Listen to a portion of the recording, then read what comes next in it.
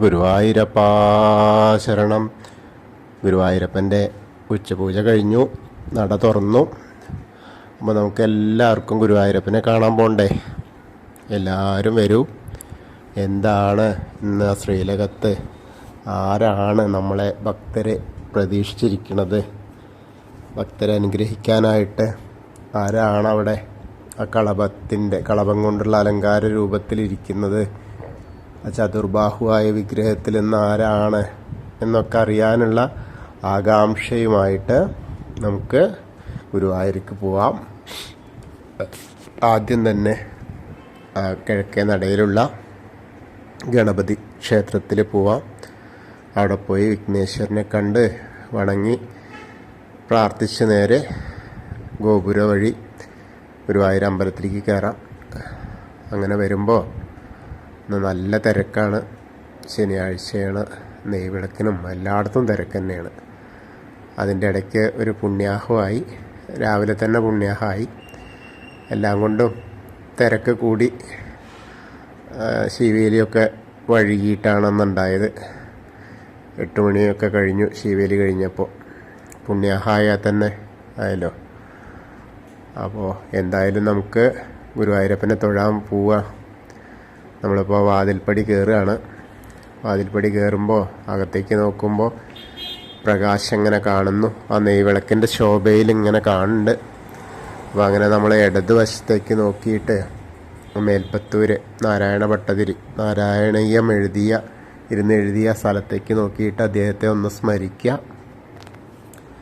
അതുപോലെ വലതുവശത്തേക്ക് നോക്കിയിട്ട് ആ നരസിംഹാവതാരം കാണിച്ചു കൊടുത്ത ആ തൂണ് ഒന്ന് കണ്ട് വന്ദിക്കാം. അങ്ങനെ നമ്മൾ ആ വലതുവശത്ത് കൂടെ തന്നെ അങ്ങനെ പോരുമ്പോൾ ശ്രീലകത്തേക്ക് ഇങ്ങനെ നോക്കുമ്പോൾ ആകെ ഇങ്ങനെ ഒരു സ്വർണ്ണപ്രഭ ഇങ്ങനെ കാണുകയാണ്. അങ്ങനെ കാലിങ്ങനെ പിളച്ച് വെച്ചിട്ട് തളകളൊക്കെ ഇട്ടിട്ടുള്ള ഒരു പൊന്നുണ്ണിയുടെ രൂപമാണ് കാണുന്നത്. ഒരു മഞ്ഞ പട്ട് ഞൊറിഞ്ഞു കൊടുത്തിട്ടുണ്ട്. പിന്നെ ഇങ്ങനെ മേലേക്ക് ഇങ്ങനെ നോക്കി വരുമ്പോൾ അരയിൽ കിങ്ങിണി ചാർത്തിയിട്ടുണ്ട്. ഒരു ചെറിയ കുമ്പ ഒക്കെ വരച്ചിട്ടുണ്ട്. കുമ്പയൊക്കെ ഉണ്ട്. എന്താ വെച്ചാലേ നേദ്യമൊക്കെ അത്യാവശ്യം നല്ല കഴിച്ചിടണു, മിടുക്കനായിട്ട് കഴിച്ചിടണു. ഒന്നും ബാക്കി വെച്ചില്ല എന്നാണ് പറയണേ. യശോദാമ്മ കൊടുത്തത് മുഴുവൻ കഴിച്ചിടണു.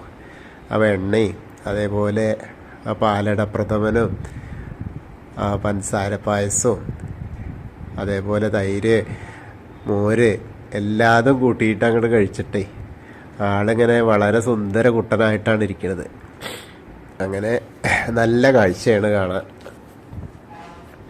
അങ്ങനെ കാല് പിളച്ച് വെച്ചിട്ട് ഇങ്ങനെ നിൽക്കണ ആ പൊന്നുണ്ണിയുടെ 2 കയ്യിലും ആ കൈവളകളുണ്ട്, തോൾവളകളുണ്ട്. അതേമാതിരി സ്വർണ്ണ ഗോപി വെച്ചിട്ടുണ്ട്. അതേപോലെ മാറത്തൊരു സ്വർണ്ണ ഗോപി ഉണ്ട്. പിന്നെ അതേപോലെ ഒരു വളയം പോലത്തെ ഒരു മാല ഉണ്ട്. പിന്നെ വേറൊരു നെക്ലസ് പോലത്തെ ഒരു മാലയുണ്ട്. അങ്ങനെ 2 മാലയുണ്ട്.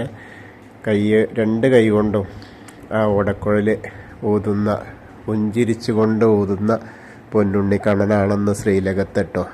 ചതുർബാഹുവായ നാരായണ വിഗ്രഹത്തിൽ ഇന്ന് ഭക്തരെ പ്രതീക്ഷിച്ചിരിക്കുന്നത് ആ പൊന്നുണ്ണി, ഓടക്കുഴൽ ഊതുന്ന പൊന്നുണ്ണിയാണ്. നന്നായിട്ടുള്ളൊരു കാഴ്ചയാണ്.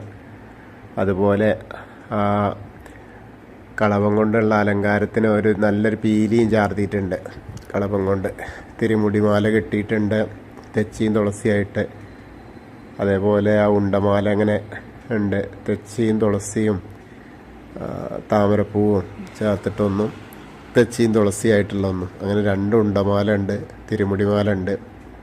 പിന്നെ മുകളിൽ 2-4 തെച്ചിപ്പൂ കൊണ്ടുള്ള വിധാനമായിട്ട് ഇങ്ങനെ ചാർത്തിയിട്ടുണ്ട്. മൊത്തത്തിൽ കാണാൻ നല്ല രസമായിട്ടുള്ള പൊന്നുണ്ണിയാണ് അവിടെ ശ്രീലകത്ത് കാണുന്നത്. നമ്മളെ ഭക്തരെ എല്ലാവരെയും അനുഗ്രഹിക്കാനായിട്ട് ഉള്ള നിൽപ്പാണ്. എന്താ വെച്ചാൽ ആ ഒരു കാഴ്ച ഉണ്ടല്ലോ, എല്ലാ ഭക്തരെയും ആ ഗോക്കളെയൊക്കെ ഗോപാലന്മാരെയൊക്കെ മയക്കുന്ന ആ പൊന്നോടക്കുഴൽ കൊണ്ട് ഇങ്ങനെ ഊതിയും കൊണ്ടേ പാട്ടുപാടി നിൽക്കുകയാണ്. അപ്പോൾ ഭക്തരെയും കൂടി മയക്കന്നെയാണ് ആ മായക്കണ്ണനെ. അപ്പം അങ്ങനെ നമ്മളും അവിടെ പോയി എന്തൊക്കെയാണ് പറയാൻ വന്നു അതൊക്കെ മറന്നുപോയി. കാരണം ഇത് കണ്ടു നോക്കുമ്പോൾ ഇദ്ദേഹത്തെ കണ്ടാൽ പിന്നെ ഇനി എന്താ പറയാനുള്ളൂ, ഒന്നും പറയാനില്ല. അപ്പോൾ അവിടെ കണ്ടു തൊഴുതു. അങ്ങനെ ഇനി നമുക്ക് നേരെ മണ്ഡലം കഴിയോളം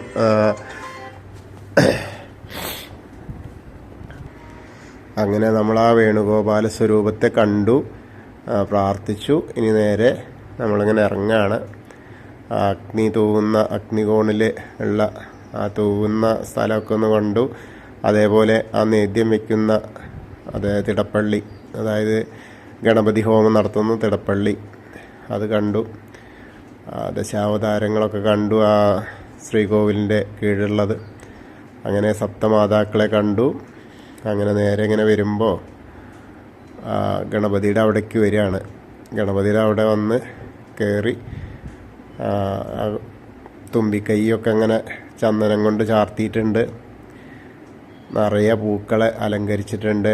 നല്ലൊരു വട്ട പൊട്ടുകൾ വെച്ചിട്ടുണ്ട് കവിളത്തും നെറ്റിയിലൊക്കെ.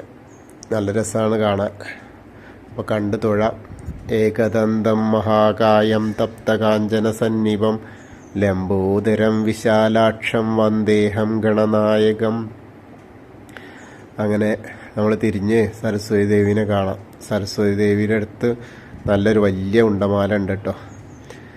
സരസ്വതി നമസ്തുഭ്യം വരദേ കാമരൂപിണി വിദ്യാരംഭം കരിഷ്യാമി സിദ്ധിർഭവതു മേ സദാ. അങ്ങനെ തൊഴുത് നമ്മളങ്ങനെ വരുമ്പോൾ ചെറിയ ഗണേശൻ്റെ വിഗ്രഹം കാണാം. പിന്നെ ആ മത്സ്യം, കൂർമ്മം, വരാഹം, നരസിംഹം ഒക്കെ ഉള്ള ആ രൂപങ്ങൾ ഓരോന്നിങ്ങനെ ആ ചുമരിലിങ്ങനെ ഉണ്ട് ആ തൂണിൽ. പിന്നെ മേൽശാന്തിര അവിടുന്ന് പ്രസാദമൊക്കെ വാങ്ങാം, അർച്ചന പ്രസാദമൊക്കെ വാങ്ങാം. അങ്ങനെ വന്ന് അനന്തപത്മനാഭസ്വാമീനെ കണ്ട് തൊഴാം. അവിടെയും ധാരാളം മാലകൾ കൊണ്ട് അലങ്കരിച്ചിട്ടുണ്ട്. പിന്നെ ഇങ്ങോട്ട് വന്നാൽ ലക്ഷ്മി വിളക്കിൽ നിറയെ വെണ്ണ ഒഴിച്ചിട്ടുണ്ട്, നെയ്യ് ഒഴിച്ച് കത്തുണ്ട്. ഇനി നേരെ ശ്രീകോവിലിൻ്റെ പുറകുവശത്തായിട്ട് സാഷ്ടാംഗം നമസ്കരിക്കാം. അങ്ങനെ നമസ്കരിച്ച് എണീച്ച് പിന്നെ ശ്രീരാമനെയൊക്കെ കണ്ടിങ്ങനെ ബലരാമനെയൊക്കെ കണ്ട് രാമ 3 രാമനെയും കാണാം. അപ്പോൾ എല്ലാവരും കണ്ട് ദശാവതാര വിഗ്രഹങ്ങളൊക്കെ കണ്ടിങ്ങനെ വരാം. വീണ്ടും കൃഷ്ണനെ കാണാം. കൃഷ്ണനെ തുളസിമാല ഇട്ടിട്ടുണ്ട്. അതുപോലെ മുരുകനെ കാണാം. മുരുകനെ കണ്ട് തിരിഞ്ഞുകൊണ്ട് വരുമ്പോൾ ഇന്നൊരു വെറ്റിലമാല മാത്രമാണ് ഹനുമാൻ സ്വാമിക്കുള്ളത്, കുറച്ച് കുങ്കുമുണ്ട്. അപ്പോൾ അവിടെയും കണ്ട് തൊഴാം. ആ രാധാകൃഷ്ണ വിഗ്രഹമൊക്കെ കണ്ട് തൊഴാം. പിന്നെ ഓവിൻ്റെ അവിടെ വന്നിട്ട് പ്രാർത്ഥിക്കാം. അത് കഴിഞ്ഞാൽ ഗ്രില്ലിൻ്റെ അപ്പുറത്തേക്ക് വന്നിട്ട് താമരക്കണ്ണനെ കണ്ടു തൊഴാം. കൽപ്പകവൃക്ഷത്തിൻ്റെ ചുവട്ടിലിരിക്കുന്ന താമരക്കണ്ണനെ കണ്ടു തൊഴാം. പിന്നെ മണിക്കിണർ കാണാം. അതേപോലെ നമ്മുടെ കണ്ണൻ നൃത്തം ചെയ്യുന്ന നൃത്താറയിലേക്ക് നോക്കിയാൽ അവിടെ നൃത്തം ചെയ്യുന്നതായിട്ട് കാണാം. അത് കഴിഞ്ഞാൽ നേരെ ഇങ്ങനെ പോരുമ്പോൾ കുറൂരമ്മേനെയും നാരദരെയൊക്കെ കണ്ട് വസുദേവരെയൊക്കെ കണ്ട് ഇങ്ങനെ പോരാം. അങ്ങനെ വടക്കേ നടയിലൂടെ പുറത്തേക്ക് വരാം. നേരെ പ്രസാദം കൊടുക്കുന്ന അവിടുന്ന് പ്രസാദവും തീർത്ഥമൊക്കെ വാങ്ങി ഇനി ഇടത്തരികത്തുകാവിൽ നമ്മുടെ അടുത്തേക്ക് വരാം. അങ്ങനെ വന്ന് അവിടെ വരുമ്പോൾ അവിടെയും തിരക്കാണ് കേട്ടോ. അങ്ങനെ വന്ന് തൊഴാം. അവിടെയും നല്ല രസമായിട്ട് നന്നായിട്ടാണ് അണിഞ്ഞൊരുങ്ങിയിട്ടാണ് ആ ഭഗവതി ഇരിക്കുന്നത്. ഇടത്തരികത്തുകാവിലമ്മ കാളി സങ്കല്പത്തിൽ ആയിരിക്കുന്ന അമ്മ സരസ്വതി ആയിട്ടും ദുർഗയായിട്ടൊക്കെ ഇരിക്കുന്ന അമ്മയാണ്. അപ്പോൾ സർവമംഗളമാംഗല്യേ ശിവേ സർവാർത്ഥ സാധികേ ശരണ്യേ ത്രയംബകേ ഗൗരി നാരായണി നമോസ്തുതേ. അങ്ങനെ കണ്ടു തൊഴുത് മമ്മിയൂരപ്പനെ കണ്ടു തൊഴാം. നമശിവായ നമശിവായ നമശിവായ എന്നുള്ള ആ പഞ്ചാക്ഷരി മന്ത്രം ജപിച്ച് മമ്മിയൂരപ്പനെ പ്രാർത്ഥിക്കാം. പിന്നെ കൊടിമരം നോക്കിയിട്ട് അതിയേലങ്ങനെ വരാം. അവിടെ നിന്ന് ഒന്നുകൂടി നമുക്ക് ശ്രീലകത്തേക്ക് നോക്കിയിട്ട് നമ്മുടെ വേണുഗോപാല സ്വരൂപത്തെ കണ്ടു തൊഴാം. അങ്ങനെ കൂത്തമ്പലത്തിലേക്ക് ഒന്ന് പ്രാർത്ഥിക്കാം. വീണ്ടും അയ്യപ്പസ്വാമിയുടെ അടുത്തേക്ക് വരാം. അയ്യപ്പസ്വാമീനെ കണ്ട് പ്രാർത്ഥിക്കാം. ഭൂതനാഥ സദാനന്ദ സർവഭൂതദയാപര രക്ഷ രക്ഷ മഹാബാഹു ശാസ്തേ സ്തുഭ്യം നമോ നമ. അങ്ങനെ കണ്ടു തൊഴുത് ഒന്ന് പ്രദക്ഷിണമായിട്ട് പടിഞ്ഞാറ നടയിലേക്ക് വരാം. പടിഞ്ഞാറ നടയിലെത്തിയാൽ ആ ദീപസ്തംഭത്തിൽ ഇന്ന് അകത്തും പുറത്തും ഒക്കെ വേണുഗോപാലന്മാരായിട്ടാണ് നിൽക്കുന്നത്. കൊടിമരത്തിലും ഒക്കെ മുരളീധര സ്വരൂപത്തിൽ. അപ്പോൾ കണ്ടു തൊഴാം. എല്ലാവർക്കും ആ ഗുരുവായൂരപ്പനെ ഇന്നത്തെ ഉച്ചപൂജ കണ്ടു തൊഴുതു. എല്ലാവർക്കും ഗുരുവായൂരപ്പൻ്റെ അനുഗ്രഹം ലഭിക്കും. കൃഷ്ണായ വാസുദേവായ ഹരയേ പരമാത്മനെ പ്രണതക്ലേശനാശായ ഗോവിന്ദായ നമോ നമഃ. ഹരേ കൃഷ്ണ.